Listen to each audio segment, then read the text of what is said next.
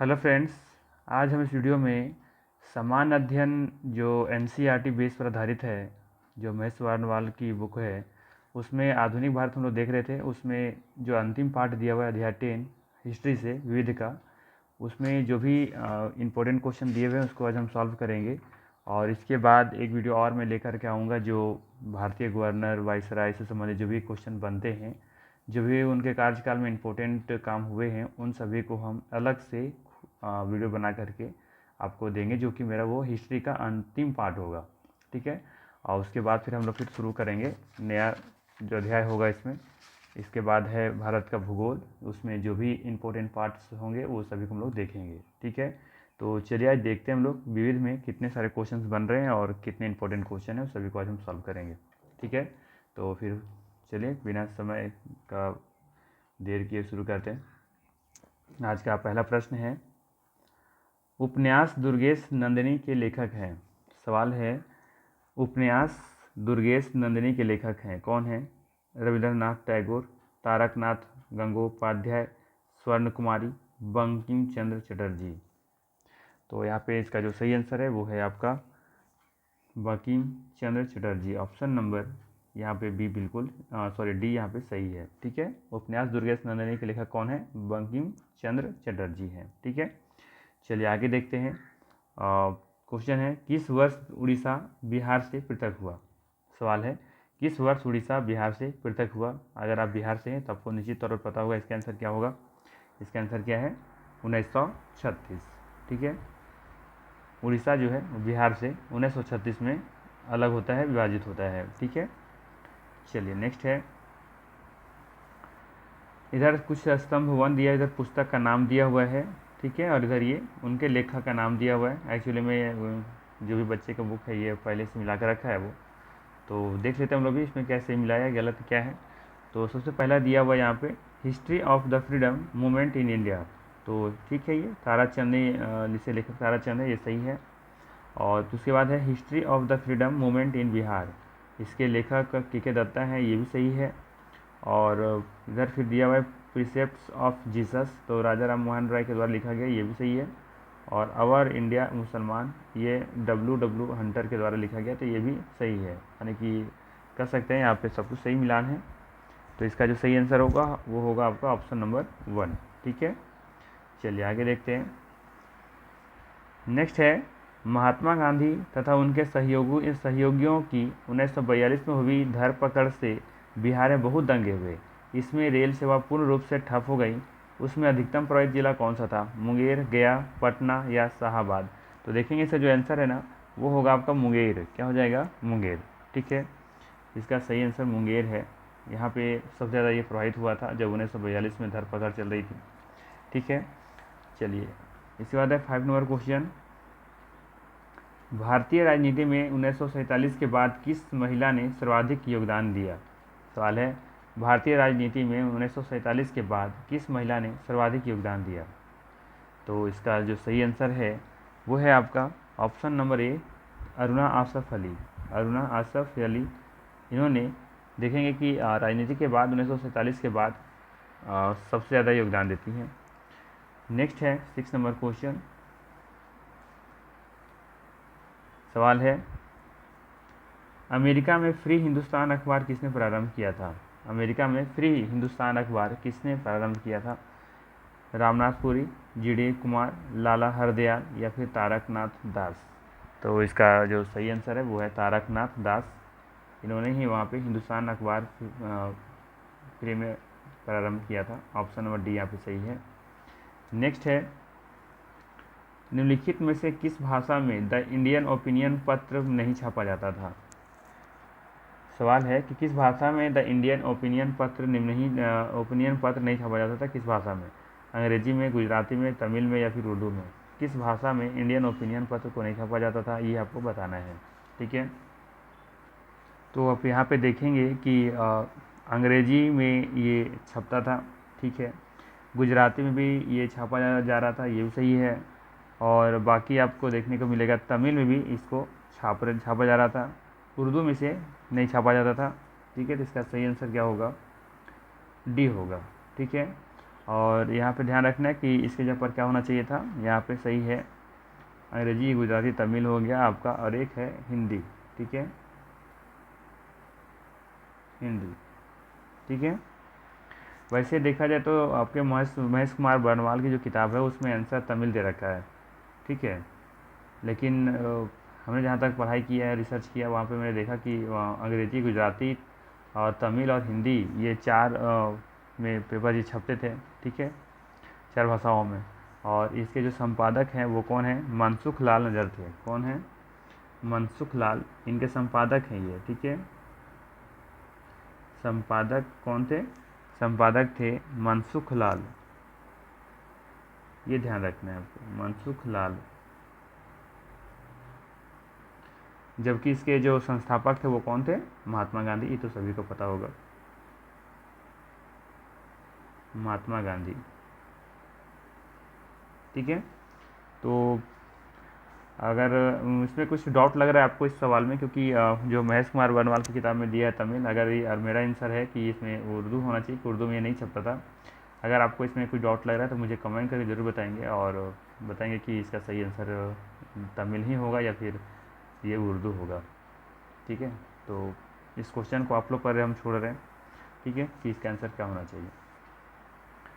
चलिए आगे देखते हैं। इसमें इस क्वेश्चन में एक चीज़ और ध्यान रख सकते हैं कि इसका जो प्रारंभ हुआ था वो 1903 को हुआ था। ठीक है, 1903 से इन्हें प्रारंभ किया जाता है। चलिए आगे देखते हैं। नेक्स्ट है आपका, हंटर कमीशन की रिपोर्ट में किसके विकास पर विशेष जोर दिया गया था। हंटर जो कमीशन आई थी, है ना, तो किस पर जोर दिया गया था ये आपको बताना है। बालिका शिक्षा पर, या उच्च शिक्षा पर, प्राथमिक शिक्षा पर, या तकनीकी शिक्षा पर। बार बार मैं कह रहा हूँ कि हंटर कमीशन दो थी, एक जो जालियांवाला बाग हत्याकांड हुआ था उसे जांच के लिए बनी थी, और एक हंटर कमीशन ये वाला भी है। ठीक है, और ये जो हंटर कमीशन था वो आया था 1882 ईस्वी में। ठीक है, कब आया था, 1882 ईस्वी में आया था, और वो तो 1919 की घटना है वो, है ना, तो ये थोड़ा सा डिफरेंट याद रखना है।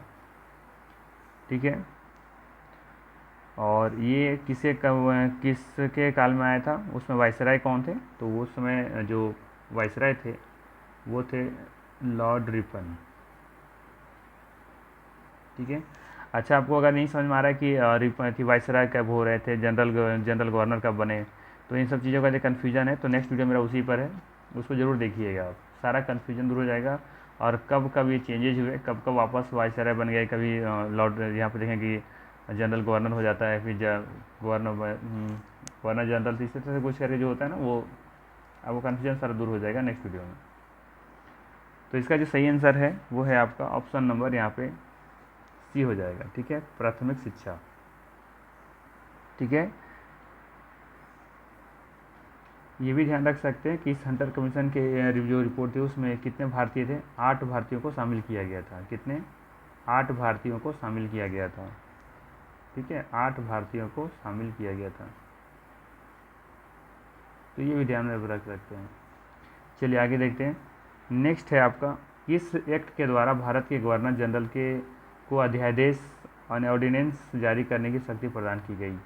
Chartered act 1833, Indian Council Act 1861, Indian Council act 1892, या फिर इंडियन काउंसिल एक्ट 1919। ठीक है, तो इसका जो सही आंसर है वो है आपका option number B, Indian Council Act 1861। ठीक है, तो यहाँ पे 9 का बी सही है। नेक्स्ट है, भारतीय संविधान का प्रथम मसौदा तैयार किया गया था। जो मसौदा तैयार किया गया था ना पहली बार भारतीय संविधान का, तो वो किसके द्वारा किया गया था, BN Rao, doctor Ambedkar, doctor Rajendra Prasad, या DP खेतान। तो यहाँ पे जो सही आंसर है वो है आपका BN राव। ठीक है, 10 का यहाँ पे ए हो जाएगा सही आंसर। नेक्स्ट है, निम्न में से किसके अंतर्गत भारत में सर्वप्रथम सर्वोच्च न्यायालय की स्थापना हुई। बताना है आपको कि किसके अंतर्गत भारत में सर्वप्रथम सर्वोच्च न्यायालय की स्थापना हुई। भारतीय संविधान, रेगुलेटिंग एक्ट 1773, चार्टर्ड एक्ट 1853, भारतीय सरकार अधिनियम 1935। तो यहाँ देखेंगे जो सही आंसर है वो है आपका रेगुलेटिंग एक्ट 1773। ठीक है, रेगुलेटिंग एक्ट 1773।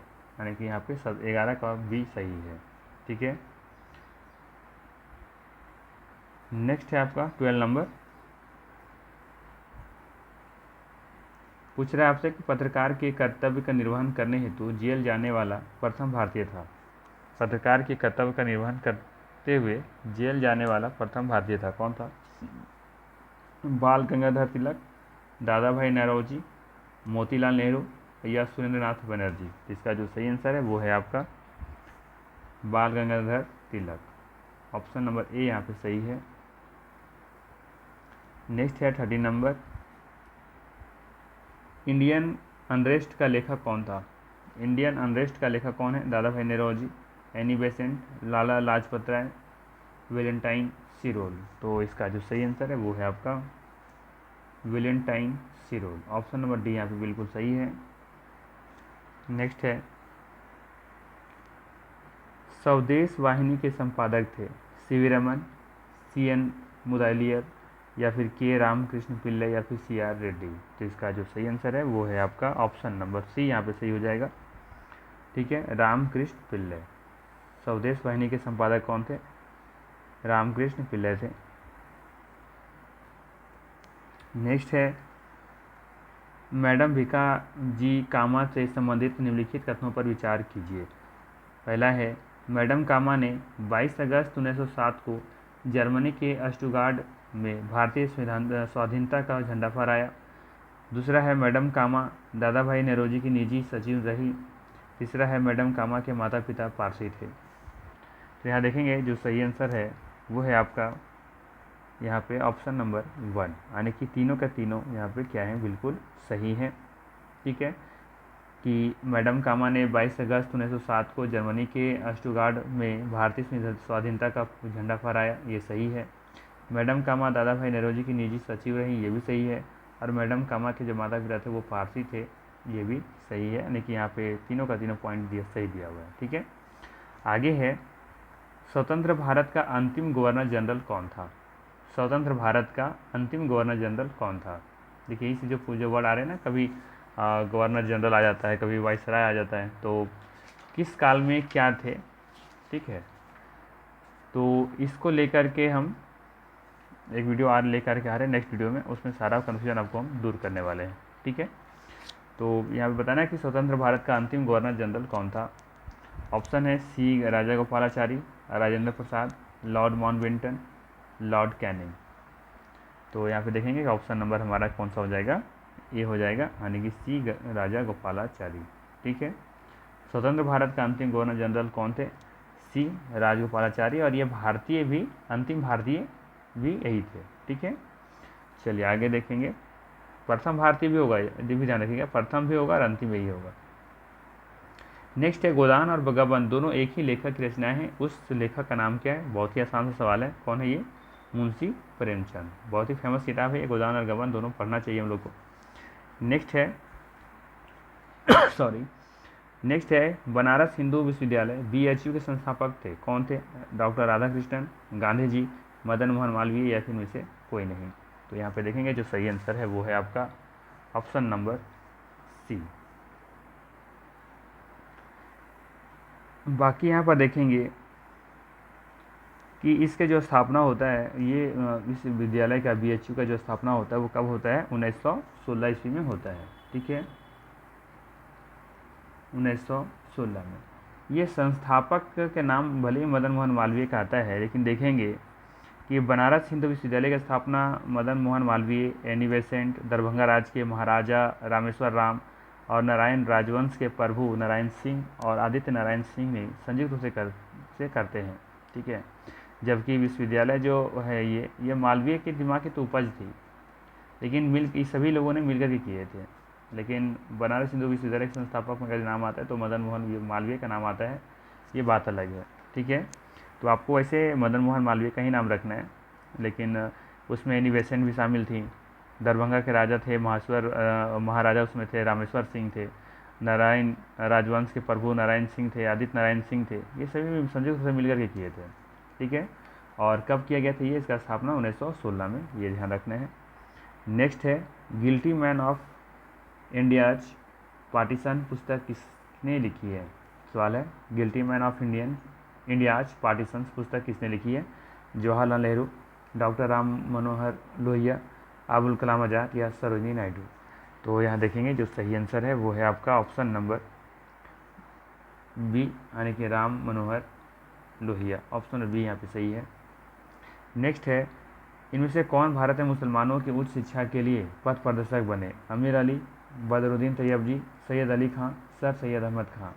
तो देखेंगे कि यहाँ पे जो सही आंसर है वो है सर सैयद अहमद खां। ऑप्शन नंबर डी यहाँ पे बिल्कुल सही हो जाएगा। ये जो सर सैयद अहमद हैं वो भारत में मुसलमानों की उच्च शिक्षा के लिए पथ प्रदर्शक बने थे। ठीक है, नेक्स्ट है 21 नंबर। यहाँ पे कुछ कथन दिया हुआ है, फिर विचार करना है कि कौन सही है और कौन गलत है। तो देख लेते हैं यहाँ पे कौन सही है और कौन गलत है, देख लेते हैं हम लोग, है ना। तो यहाँ पे देखेंगे सबसे पहला पॉइंट में क्या दिया हुआ है कि चार्टर एक्ट 1853 के द्वारा ईस्ट इंडिया कंपनी के भारतीय व्यापार के एक अधिकार को उत्साहित कर दिया गया। गलत है। गवर्नमेंट ऑफ इंडिया एक्ट 1858 के अंतर्गत ब्रिटिश संसद ने ईस्ट इंडिया कंपनी को पूर्णतः समाप्त कर भारत में सीधा शासन का उत्तरदायित्व ग्रहण किया। तो ये पॉइंट बिल्कुल क्या है, सही है, यानी कि पहला गलत है, दूसरा सही है। तो यहाँ पे देखेंगे ऑप्शन नंबर बी से सही हो जाएगा। ठीक है, नेक्स्ट है 22 नंबर में कि निम्नलिखित विद्रोह में से किसे बंकिम चंद्र चटर्जी ने अपने उपन्यास आनंद मठ में उल्लेख कर प्रसिद्ध किया? ऑप्शन है भील विद्रोह, दूसरा है रंगपुर तथा दीनापुर विद्रोह, तीसरा है विष्णुपुर तथा वीरभूमि विद्रोह, या फिर सन्यासी विद्रोह। यहाँ पे देखेंगे इसका जो सही आंसर है वो है आपका सन्यासी विद्रोह। ऑप्शन नंबर डी यहाँ पे बिल्कुल सही है। नेक्स्ट है, इधर भी लेखक का नाम दिया हुआ है। ठीक है, इधर ये उनकी कृति दिया हुआ है, उनकी रचना दिया हुआ है। तो देख लेते हैं हम लोग कि इसमें क्या होगा। तो सबसे पहले दिया हुआ है बंकिम चंद्र चटर्जी, इनका संबंध देवी चौधरानी से, तो ये ठीक है। दीनबंधु मित्र, नील दर्पण, ये भी सही है। और प्रेमचंद का शतरंज खिलाड़ी, तुम लोग सभी जानते हैं कि प्रेमचंद जो है वो उनकी कृति है, ये शतरंज की खिलाड़ी, है ना। गोदान भी है, गबन भी है, ठीक है ना। और एक था ना वो, क्या नाम है उसका, उसका जो नाम है, हाँ कफन, है ना, कफन है, फूस की रात है। तो ये सभी रचना किसकी है? प्रेमचंद की है। तो ये भी पॉइंट सही मिला हुआ है, यानी कि यहाँ पे सही मिलान सभी किया हुआ है। ठीक है, तो यहाँ पे देखेंगे जो ऑप्शन नंबर 51 से सही हो जाएगा। 1 और 2 मिलाया हुआ है, तो 1 और 2 इसको हटा दीजिए आप। ठीक है, और क्या बच जा रहा है हमारा? ऑप्शन नंबर सी हो जाएगा ना, बी का फिर 3 है, हाँ ठीक है, फिर बी का 1, हाँ ठीक है। ऑप्शन नंबर सी यहाँ पे सही हो जाएगा। नेक्स्ट है, गोल्डन थ्रेश होल्ड नामक कविता संग्रह की रचयिता निम्नलिखित में से कौन है? ऑप्शन है अरुणा असफ अली, एनी बेसेंट, सरोजिनी नायडू, विजयलक्ष्मी पंडित।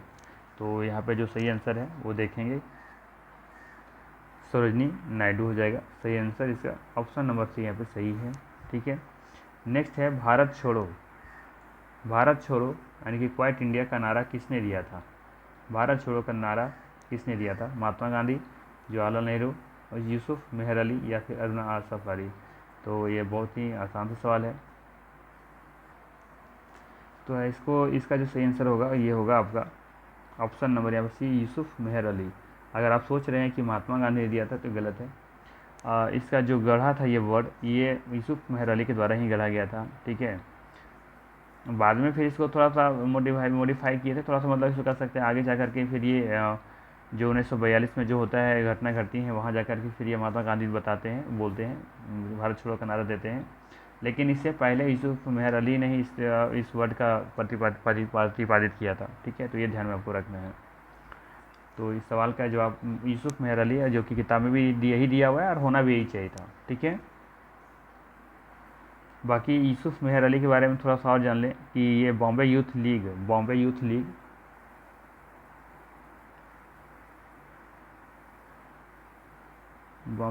लीग के संस्थापक थे। साथ साथ में कांग्रेस सोशलिस्ट पार्टी,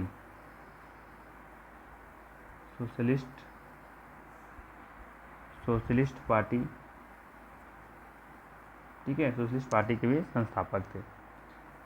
ठीक है। तो यूसुफ मेहर अली जो है बॉम्बे यूथ लीग का और कांग्रेस सोशलिस्ट पार्टी के संस्थापक भी रहे हैं। ठीक है, तो ये आपको ध्यान में रखना है। चलिए आगे देखते हैं। वैसे ये गांधी जी अगर ये जो नारा दिए थे वो भारत छोड़ो आंदोलन जो चल रहा था ना, तो ये भाषण दिए थे 8 अगस्त 1942 को। ठीक है, तो उसमें भारत छोड़ो आंदोलन छेड़ते समय महात्मा गांधी ने ये भाषण में ये चीज़ बोले थे, भारत छोड़ो। ठीक है, लेकिन ये सबसे पहले यूसुफ मेहर अली के द्वारा ये प्रतिपादित किया गया था ये वर्ड। नेक्स्ट है आपका,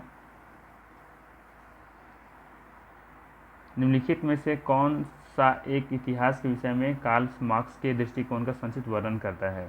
कार्ल मार्क्स के बारे में एक संक्षिप्त वर्णन करता है, ये आपको बताना है।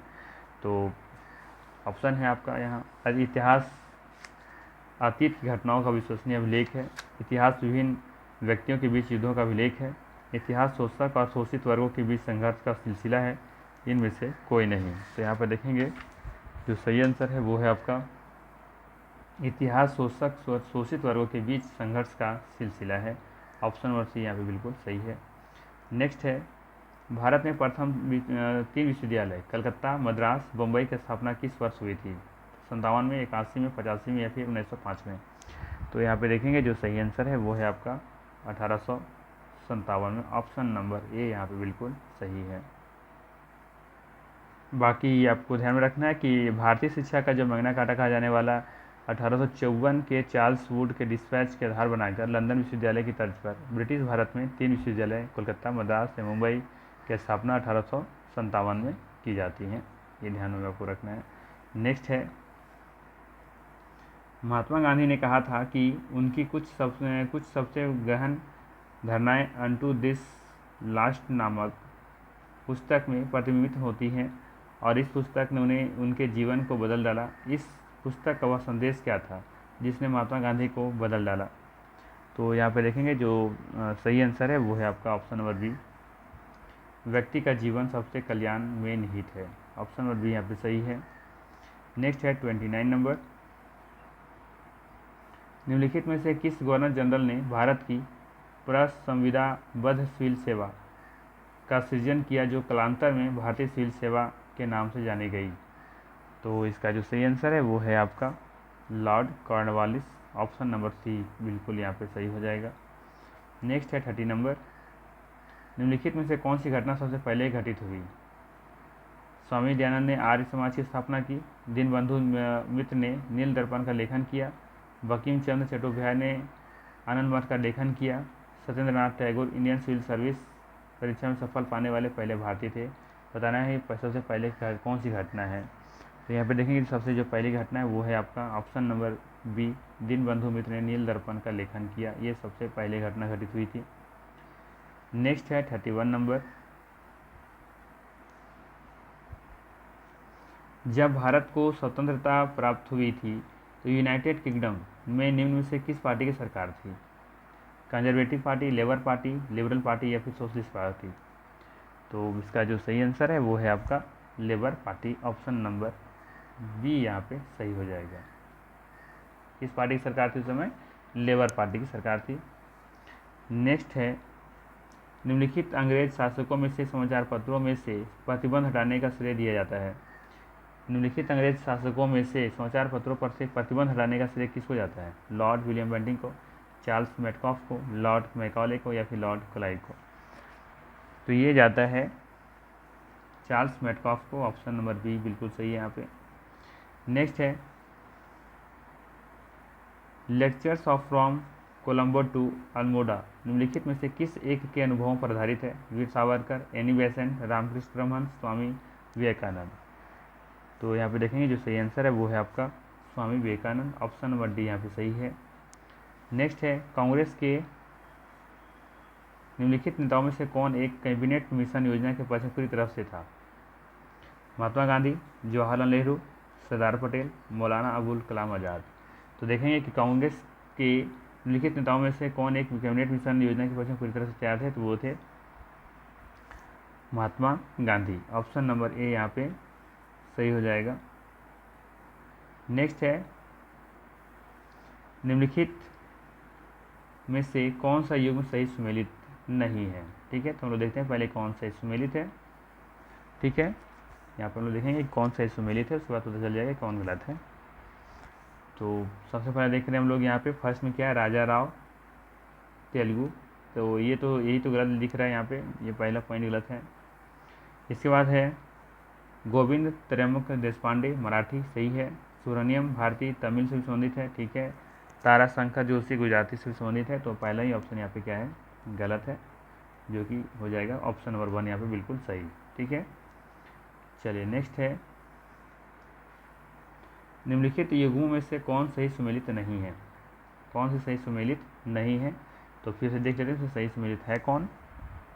तो यहाँ पे देखेंगे फर्स्ट में क्या दिया है, पिट्स इंडिया एक्ट, ये वारेन हेस्टिंग के कार्यकाल में आता है, ये ठीक है। हड़प नीति डलहौजी, ये तो बिल्कुल सही है ना, डलहौजी हड़प, है ना। और वर्नाकुलर प्रेस एक्ट, ये गलत है, ये पॉइंट गलत है। वर्नाकुलर प्रेस एक्ट के बारे में हम लोग जानते हैं कि लिटन साहब लाते हैं और रिपन साहब रद्द करते हैं, है ना, याद होगा, लिटन लाते हैं, रिपन रद्द करते हैं। ठीक है, और इन्वर्ट बिल, ये रिपन से संबंधित है, ये भी बिल्कुल सही है। तो यहाँ पे देखेंगे कि यहाँ पे कौन सा गलत हो गया, सी नंबर। ठीक है, ऑप्शन नंबर सी यहाँ पे गलत हो जा रहा है। नेक्स्ट है 37 नंबर, 1935 के भारत सरकार अधिनियम की कुछ प्रमुख विशेषताएं थी। 1935 के भारतीय सरकार अधिनियम की कुछ प्रमुख विशेषताएं थी, वो क्या थी। हम लोग जानते हैं कि आज का जो हमारा संविधान है उसमें लगभग कह सकते हैं कि 1935 में जो अधिनियम बने थे उसी से सारा लगभग उठा करके लिया गया वहीं से, है ना। तो बहुत सारे से पार्ट्स से हमारे संविधान का जो 1935 का जो अधिनियम था, जो ब्रिटिश सरकार की जो कुछ नियम थी, वो ही नियम उठा के रखा हुआ हमारे संविधान में। तो पहला है अखिल भारतीय संघ का प्रस्ताव, दूसरा है केंद्र में द्वैध शासन प्रणाली, सांप्रदायिक प्रतिनिधित्व के नियम की समाप्ति। तो बताना कि कौन सी विशेषताएं थी 1935 के भारत सरकार के अधिनियम में। तो विशेषताएं ऐसा होना चाहिए जो हमारे लायक होना चाहिए, हमारे देश के लिए होना चाहिए, ना कि अंग्रेजों की तरफ से सही होना चाहिए, है ना। तो यहाँ पे देखेंगे कि पहला सही है कि अखिल भारतीय संघ का प्रस्ताव इसमें होता था, ये ठीक है। केंद्र में द्वैध शासन प्रणाली, तो ये भी ठीक है। लेकिन यहाँ पे देखेंगे तीसरा गलत है, ऑप्शन नंबर बी बिल्कुल यहाँ पे सही है, यानी कि 1 और 2 यहाँ पे सही होगा। ठीक है, चलिए नेक्स्ट देखते हैं 38 नंबर।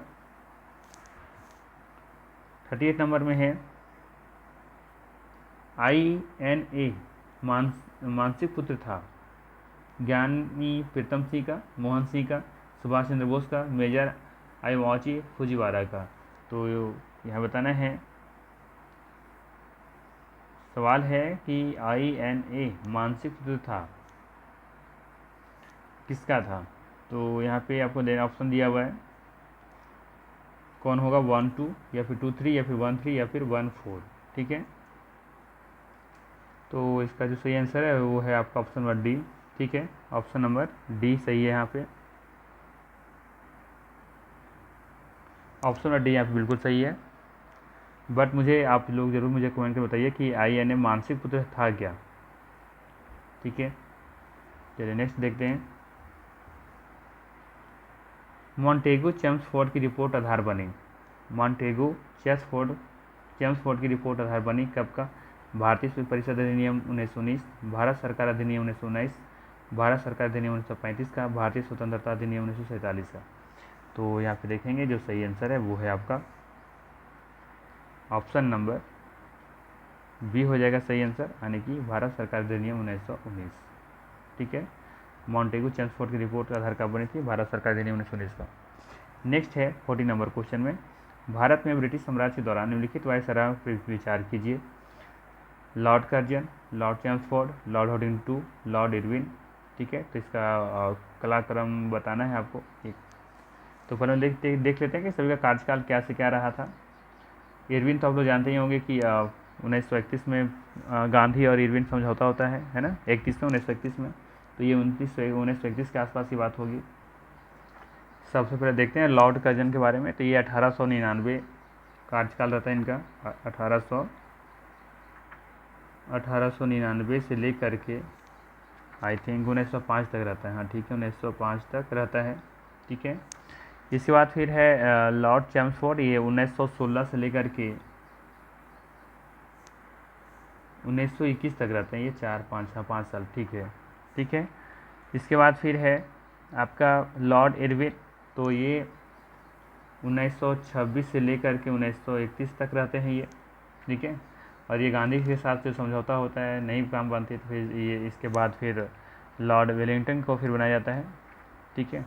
और लॉर्ड हॉर्डिंग टू है ना, तो इसका कार्यकाल रहता है आपका, इसका कार्यकाल है आपका 1910 से लेकर के 1915 तक, ठीक है। तो देखेंगे यहाँ पे सबसे पहले घटना कौन सा दिख रहा है इसमें, इसमें तो ये 4 नंबर सबसे लास्ट दिखेगा, क्योंकि देखिए यहाँ पे 1931 में कोई वैसी घटना नहीं है, यानी कि 4 नंबर ये हटा दीजिए, ये हटा दीजिए। इसके बाद फिर आपको बच रहा है 1910 से 15, ये सबसे पहले आना चाहिए, यानी कि 3 पहला हो जाएगा। लॉर्ड हॉर्डिंग 1910 से 15 नहीं, उससे पहले आपका है 1899 वाला ना, तो लॉर्ड कर्जन हो जाएगा सबसे पहले, ऑप्शन नंबर 1 सही दिख रहा है, यानी कि हटाइए, यानी कि हो जाएगा 40 का 1 हो जाएगा, ठीक है। चलिए आगे देखते हैं। नेक्स्ट है हमारा 41 नंबर। 1857 के वोट विज्ञप्ति में अभिव्यक्त शिक्षा का लक्ष्य था, क्या था? देशी भारतीयों के लिए रोजगार के अवसर उत्पन्न करना, भारत में पाश्चात्य संस्कृति का विस्तार, अंग्रेजी भाषा के माध्यम का प्रयोग कर लोगों में साक्षरता को बढ़ाना, परंपरागत भारतीय शिक्षा में वैज्ञानिक अनुसंधान तथा तर्क बुद्धिवाद का प्रयोग करना। तो इसका जो सही आंसर है वो है आपका ऑप्शन नंबर बी, भारत में पाश्चात्य संस्कृति का विस्तार करना, ऑप्शन बी यहाँ पे सही है। नेक्स्ट है 42 नंबर। नई दिल्ली शहर के रूपांकन में कौन शामिल था? तो यहाँ पे सही आंसर जो है वो है आपका Edward Lutyens and Edward baker, option number A यहाँ पे बिल्कुल सही है। नेक्स्ट है 43 नंबर। मैं एक समाजवादी और गणतंत्रवादी हूँ और मुझे राजाओं और राजकुमारों में विश्वास नहीं है, यह वक्तव्य संबंधित है किससे? नरेंद्र देव से, अच्युत पटवर्धन से, जयप्रकाश नारायण से, या फिर जवाहरलाल नेहरू से। तो यहाँ पे देखेंगे जो सही आंसर है वो है आपका जवाहरलाल नेहरू से, ऑप्शन नंबर डी यहाँ पे सही है।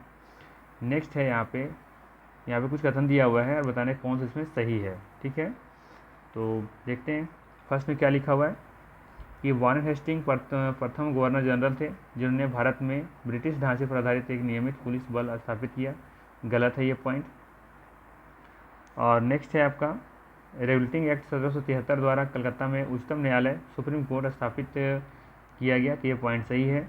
और तीसरा है भारतीय दंड संहिता वर्ष 1860 में लागू हुई, तो ये पॉइंट सही है, यानी कि यहाँ पे 2 और 3 सही है, यानी कि ऑप्शन बी सही है, ठीक है।